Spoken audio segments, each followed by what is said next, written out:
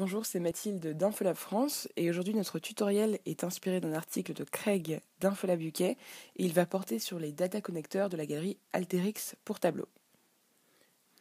Alors une des choses vraiment intéressantes avec Alteryx et Tableau, c'est qu'avec ces deux outils, on peut se connecter à presque n'importe quelle source de données pour obtenir des visualisations dans Tableau. Et il y a environ un an, des outils sont sortis pour prendre les données des workflows Alteryx et les insérer directement sur le serveur Tableau. Donc un outil d'authentification et un outil de publication de données.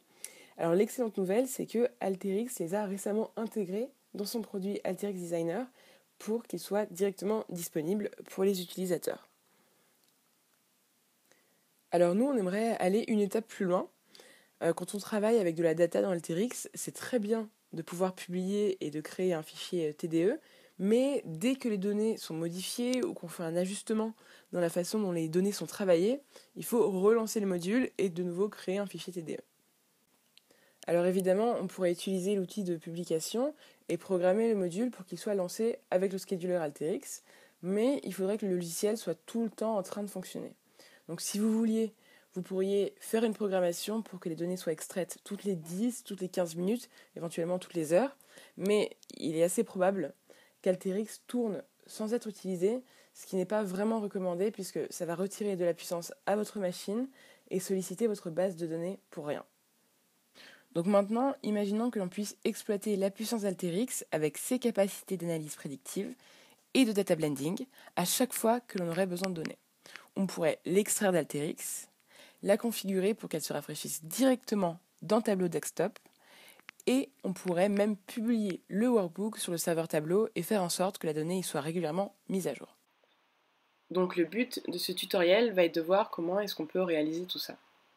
Donc on va partir d'Alteryx et on va travailler à partir d'un workflow qui est très simple et qui contient une liste de codes postaux et qui va me permettre de les coder avec des latitudes et des longitudes. Et je peux entrer un code postal directement depuis mon interface.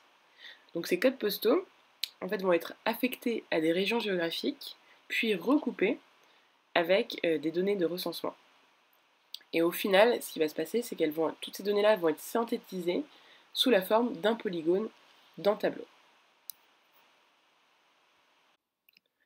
Donc on a déjà publié ça dans notre galerie Alteryx et c'est la première étape dans ce processus. Donc à l'intérieur de la galerie Alteryx ici, vous verrez qu'on a notre workflow sur les codes postaux issus du recensement et si je clique sur lancer, on va simplement me demander un code postal. Donc si je clique sur lancer ici, je pourrais de nouveau créer un fichier TDE, le télécharger, le mettre sur Tableau et le visualiser. Et si je veux changer la donnée, je devrais retourner dans ma galerie Alteryx, relancer le workflow et obtenir le téléchargement d'un nouveau TDE. Donc ici on peut voir en fait que l'on pourrait être amené à créer plusieurs versions d'un fichier TDE, de plusieurs workbooks, alors que finalement on voudrait juste que la donnée soit mise à jour en direct. Alors comment faire pour que la donnée soit mise à jour automatiquement? Donc pour régler cette question, on va aller directement sur Tableau Desktop et on va connecter la donnée en allant sur le Web Data Connector. Donc on a déjà créé ici une interface Web Data Connector pour la galerie Alteryx et je l'ai déjà peuplé d'éléments de ma galerie Alteryx et on va pouvoir voir les workflows qui sont disponibles. Donc ici je vais sélectionner le workflow que l'on était en train de regarder au sujet du recensement et je vais mettre la première partie du code postal. Et là, Tableau va donner l'instruction à la galerie Alteryx de lancer le workflow. Tableau va vérifier comment ce workflow progresse et une fois terminé, il va directement transférer la donnée dans Tableau Desktop à travers ce Web Data Connector. Alors je peux maintenant construire ma carte polygone. Donc je vais déjà changer les rôles géographiques de mes deux mesures, latitude et longitude, et je vais double-cliquer sur chacune en n'oubliant pas de choisir polygone dans mes repères.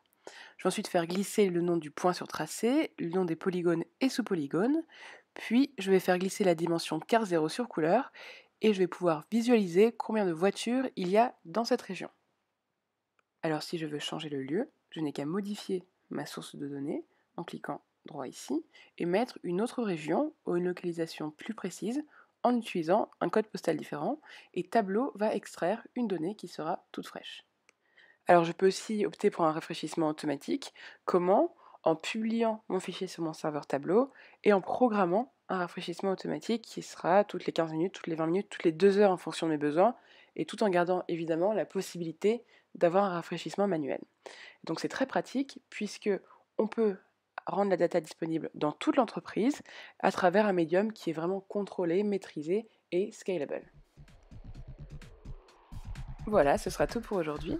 Merci d'avoir suivi ce tutoriel et n'hésitez pas à aller regarder nos autres vidéos sur notre chaîne YouTube ou à visiter notre blog sur theinformationlab.fr.